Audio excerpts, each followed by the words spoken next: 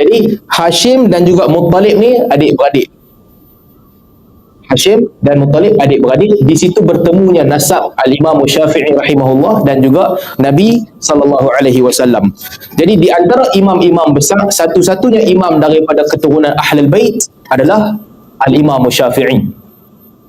Daripada Bani Muttalib ataupun Bani Abdul Manaf, daripada Quraisy betul, Al-Imam Syafi'i. Keturunannya nasab daripada keturunan Nabi SAW.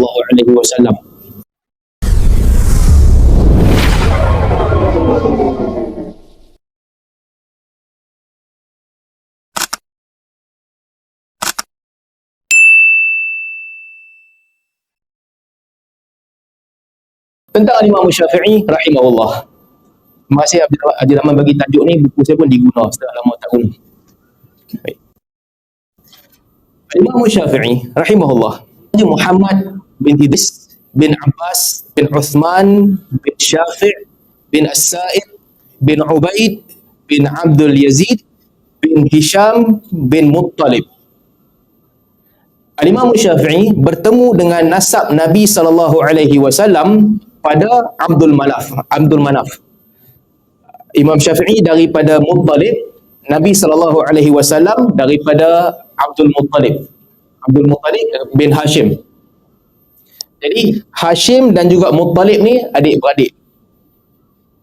Hashim dan Muttalib adik-beradik. Di situ bertemunya nasab Al-Imam Syafi'i rahimahullah dan juga Nabi SAW. Jadi di antara imam-imam besar, satu-satunya imam daripada keturunan Ahlul Bait adalah Al-Imam Syafi'i. Daripada Bani Muttalib ataupun Bani Abdul Manaf, daripada Quraisy betul, Al-Imam Syafi'i. Keturunannya nasab daripada keturunan Nabi SAW. Beliau lahir pada tahun 150 Hijrah di Gaza. Dalam sebahagian riwayat disebutkan dia lahir di Asqalan. Asqalan ni tempat yang sekarang ni dah jadi famous lah. Sejak sebulan baru ni, tiap hari Hamas bom ni sampai ke Asqalan. Bom ni sampai ke Asqalan. Sebab Ghilaf Gaza, tempat ni tempat yang duduk dekat dengan Gaza, bom Hamas selalu sampai dekat situ. Jadi Imam Syafi'i rahimahullah dilahirkan di situ. Dan apabila dia muda, riwayat berbeza. Ada riwayat kata pada umur dia 10 tahun, ada riwayat yang kata pada umur 2 tahun Al-Imam Syafi'i, mak dia bawa dia pergi ke Mekah untuk dan belajar dengan guru-guru di Mekah untuk ingat semula nasab dia. Mungkin pandangan yang kuat masa 10 tahun lah, 10 tahun kecil lagi. Dan Al-Imam Syafi'i ini orang miskin masa dia kecil. Imam Syafi'i sebut masa dia kecil dia nak bayar kat tok guru. Duduk, dia budak yang main cerdik. Setelah guru yang mengajar, guru dia duduk, budak-budak baru yang baru nak start, dia tolong ajar. Jadi apabila Imam Syafi'i tolong ajar budak-budak baru, akhirnya dia tak payah bayar yuran dekat guru. Orang lain kena bayar yuran, dia buat macam teaching assistant lah. Dia tolong guru dia ajar budak-budak baru. Miskin. Satu orang yang susah ketika kecil. Jadi begitulah riwayat hidup dia ketika anak yatim daripada kecil umur 2 tahun sampailah bila beliau pindah ke Mekah. Di Mekah, Imam Syafi'i dia menunjukkan minat yang sangat hebat terhadap dua benda. Satu, Imam Syafi'i minat memanah. Dalam sebahagian riwayat dia sebutkan apabila dia panah daripada 10 kali dia tembak, 9 kali mesti kena. Dan yang kedua, dia berminat dengan ilmu agama. Ini dua minat yang ada sejak daripada kecil. Jadi dia belajar dengan Muslim bin Khalid Al-Zinji, seorang alim Al-Quran. Dia baca Al-Quran dengan Muslim bin Khalid Al-Zinji. Di Mekah juga Al-Imam Syafi'i belajar daripada Sufyan bin Uyainah. Dia belajar hadis. Sufyan ni guru hadis dia yang hebat.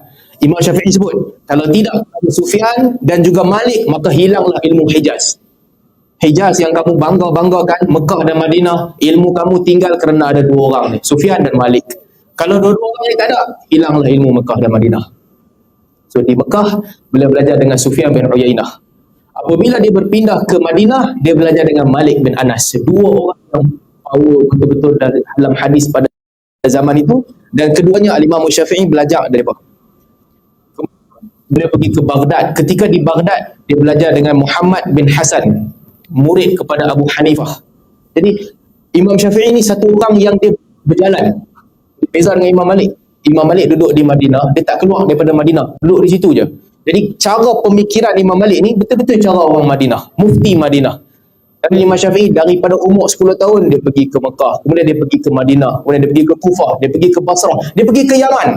Sampai di Yaman Imam Syafi'i belajar ilmu firasat, baca buku-buku firasat, kemudian dia pergi ke Mesir.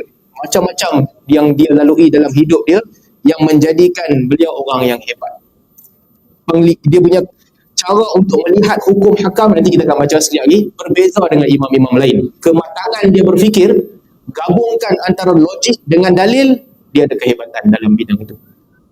Dalam banyak-banyak murid Imam Syafi'i rahimahullah, ada 3 orang muridnya yang paling hebat, yang paling baik dengan dia. Al-Muzani, Al-Rabi' dengan Al-Buwaiti. Ini 3 nama yang betul-betul ikut jejak langkah dia. Okay, zaman tu penting. Apabila seorang murid dia berani untuk keluar daripada kepompong guru dia, nama dia tidak lagi disebut sebagai pengikut murid itulah. Imam Syafi'i meskipun dia belajar dengan Imam Malik, tapi apabila dia keluarkan fatwa-fatwa yang berbeza dengan fatwa Imam Malik, maka dia tidak disebut sebagai murid utama kepada Malik. Ibnu Majishun, Sahnun dan sebagainya, itu murid utama kepada Malik. Imam Ahmad meskipun dia belajar dengan Imam Syafi'i, tapi dia tak dinamakan pengikut Imam Syafi'i sebab dia berani keluar daripada kepompong tu. Ini 3 orang yang mereka ikut betul Imam Syafi'i. Al-Rabi', Al-Muzani dengan Al-Buwaiti. Dalam akidah dan dalam fiqh, mereka mengikut apa yang disampaikan oleh Al-Imam Syafi'i rahimahullah. Jadi ini sedikit sebanyak tentang latar belakang Al-Imam Syafi'i ketika dia kecil. Dan juga beliau juga kata Imam Syafi'i, aqamtu fi butunil Arab 20 sanah akhidh asy'ariha wa lughatiha. Imam Syafi'i kata 20 tahun aku duduk di perkampungan orang-orang Arab. Aku mendengar syair-syair mereka dan juga bahasa mereka. Ini benda yang dia suka juga. Dia suka dengar syair Arab. Sebab daripada syair faham Al-Quran. Syair ni hobi. Dan hobi bezanya orang Melayu, kalau budak-budak kita dia pun suka dengar lagu, bukan budak-budak kita pun sama juga.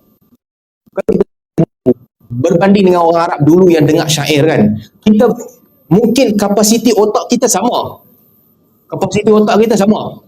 Ini Haji Rahman kalau tepuk lagu slam ke UK ke apa, memang dia ingat. Sepatah-sepatah dia boleh ingat. Kapasiti otak dia sama macam ini. Cuma beza dia, Imam Syafi'i hafal syair Arab, Haji Rahman hafal lagu jiwang. Contoh.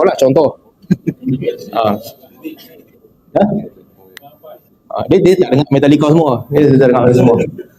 Jadi bukanlah sesuatu yang pelik kalau orang mengingati syair Arab yang banyak. Sama macam kita boleh ingat lagu macam-macam ni. Begitu juga kerana hobi Al-Imam Syafi'i, dia pergi ke semua perkampungan, dia dengar syair-syair yang mereka hafal. Itu menjadi satu hiburan untuk dia. Dan hiburan ni adalah hiburan yang mematangkan fikiran dia dan juga menjadikan pemahaman dia tentang hukum menjadi kuat. Kemudian apabila Imam Syafi'i berpindah ke Madinah ketika umur dia 20 tahun, daripada Mekah dia berpindah ke Madinah. Tak ada recommendation letter time tu, orang tak kenal dia. Dia pergi jumpa Imam Malik, kata kat Imam Malik, aku nak mendengar hadis. Nak mendengar uridu sima', aku nak mendengar al-Muwatta. Malik kata carilah siapa-siapa murid-murid yang banyak-banyak yang hafal Muwatta ni, suruh depa baca, hang dengar daripada depa. Imam Syafi'i kata tak, dengar tu maksud dia bukan aku nak dengar orang baca, tapi aku nak memperdengarkan Muwatta. Malik kata okey, kalau itu bacalah. Dia baca. Dan sebelum jumpa Imam Malik, Imam Syafi'i dah hafal Muwatta. Adab murid yang bersungguh-sungguh. Murid ni ada 2 jenis. Satu murid seronok-seronok, satu murid bersungguh-sungguh. Murid seronok-seronok, dia main, dia banyak, dia balik. Itu murid seronok-seronok. Tapi murid yang bersungguh macam Imam Syafi'i, sebelum dia main, dia prepare siap-siap. Hafal Muwatta dulu. Jumpa Malik, baru dia baca Muwatta kepada Malik. Dan Imam Syafi'i mengambil beberapa masalah-masalah fiqh yang dia tanyakan kepada Imam Malik. Jadi, di peringkat awal umur 20-an, itu hidup dia. Umur 15 tahun masa di Mekah, Al-Imam Syafi'i rahimahullah telah pun mula berfatwa. Zinji, guru dia masa umur 15, guru dia kata hang dah boleh berfatwa.